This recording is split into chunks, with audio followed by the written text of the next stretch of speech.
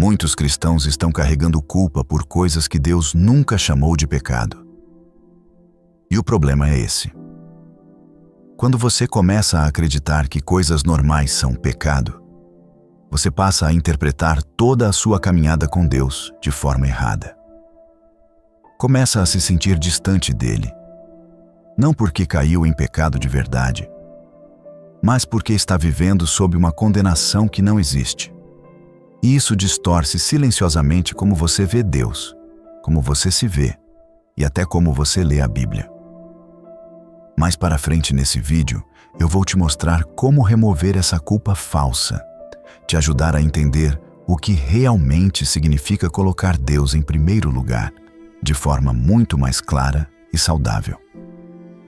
Mas primeiro, vamos percorrer as coisas que muitos cristãos acham que é pecado, e não são, segundo as Escrituras. Ponto 1. Ter emoções humanas normais. Salmo 34:18 diz: O Senhor está perto dos que têm o coração quebrantado. Muitos cristãos acham que sentir emoções fortes significa que algo está espiritualmente errado. Se sentem raiva, tristeza, frustração ou esgotamento, assumem que já pecaram. Mas a Bíblia mostra algo completamente diferente. O próprio Jesus expressou emoção. Em João 11:35 ele chorou. Sentiu raiva diante da injustiça em Marcos 3:5. Mostrou angústia profunda no Getsêmani. Emoção faz parte de ser humano. Não é automaticamente moral ou imoral. A diferença está na expressão e na direção, não na presença. A raiva vira pecado quando se torna ódio ou causa dano. A tristeza vira problema quando leva ao desespero em vez de te trazer a Deus. Mas a emoção em si não é pecado. Quando cristãos confundem emoção com pecado, começam a suprimir a própria humanidade em vez de entregá-la a Deus. Ponto 2. Ser tentado.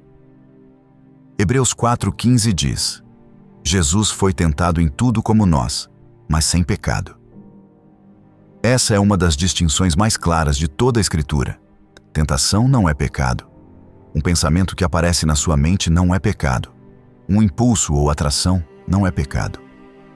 O pecado acontece quando você concorda, alimenta ou age sobre ele. Muitos crentes sentem culpa intensa só porque a tentação apareceu. Mas a tentação é evidência de que você é humano, não de que você falhou. Até Jesus foi tentado. Ele simplesmente não a alimentou. Entender isso remove a vergonha desnecessária e traz clareza. Você não é pecador por ser tentado. Você é responsável por como responde. Ponto 3. Ter perguntas sobre a fé. Muitos cristãos acham que questionar Deus, a Bíblia ou a fé significa que estão falhando espiritualmente. As Escrituras nunca tratam questionamento honesto como rebeldia. Na verdade, muitos personagens da Bíblia lutaram com Deus. Davi, Jó, Tomé, os próprios discípulos. Questionar só se torna perigoso quando vira rejeição ou incredulidade endurecida. Mas a dúvida honesta, entregue a Deus, sempre foi parte da caminhada de fé. Ponto 4. Descansar e fazer pausas. Marcos 6:31 diz: Vinde e descansai um pouco. Alguns cristãos se sentem culpados por descansar, diminuir o ritmo, ou não estar constantemente fazendo algo espiritual. Mas descanso não é preguiça. É parte do design de Deus. O próprio Jesus se afastava das multidões para descansar e orar. O descanso só vira pecado quando se torna fuga de responsabilidades ou negligência de Deus. Mas o descanso saudável é, na verdade, obediência à sabedoria. Sem ele, as pessoas esgotam e confundem cansaço com fracasso espiritual. Ponto 5. Desfrutar das coisas boas da vida. 1 Timóteo 6:17 diz: Deus nos provê generosamente de tudo para que desfrutemos. Alguns crentes acham que aproveitar a vida, comida, relacionamentos, hobbies, conquistas, é automaticamente mundano ou pecaminoso. Mas as Escrituras mostram que as coisas boas são dádivas de Deus. O problema não é o prazer, é a substituição de Deus. Quando algo vira ídolo, vira pecado. Mas desfrutar com gratidão e equilíbrio faz parte de viver bem diante de Deus. Ponto 6. Cometer erros enquanto cresce. Provérbios 24:16 diz: o justo cai 7 vezes e se levanta. Nem todo erro é rebeldia ou pecado. Alguns erros fazem parte do aprendizado, do crescimento e da maturidade. O crescimento espiritual não é perfeição instantânea, é transformação ao longo do tempo. Quando as pessoas confundem processo com fracasso, passam a viver em vergonha constante em vez de progresso. Mas Deus frequentemente ensina pelo processo, não pela perfeição imediata. Ponto 7. Não se sentir espiritual o tempo todo. Salmo 42:11 diz: por que estás abatida, ó minha alma? Até os crentes mais fortes passam por estações secas. Não sentir Deus fortemente não significa que Ele está ausente. A fé não é construída sobre intensidade emocional. É construída sobre confiança. Se o seu relacionamento com Deus depende apenas de sentimentos, vai parecer instável sempre. Mas as Escrituras mostram que Deus permanece presente mesmo quando as emoções somem. Ponto 8. Estabelecer limites e dizer não. Mateus 5:37 diz: seja o seu sim, sim, e o seu não, não. Alguns cristãos se sentem culpados por estabelecer limites ou recusar pedidos. Mas limite não é egoísmo, é sabedoria.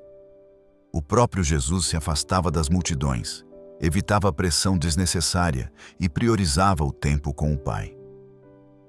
Nem toda demanda é um chamado. Aprender a dizer não é parte da maturidade, não pecado.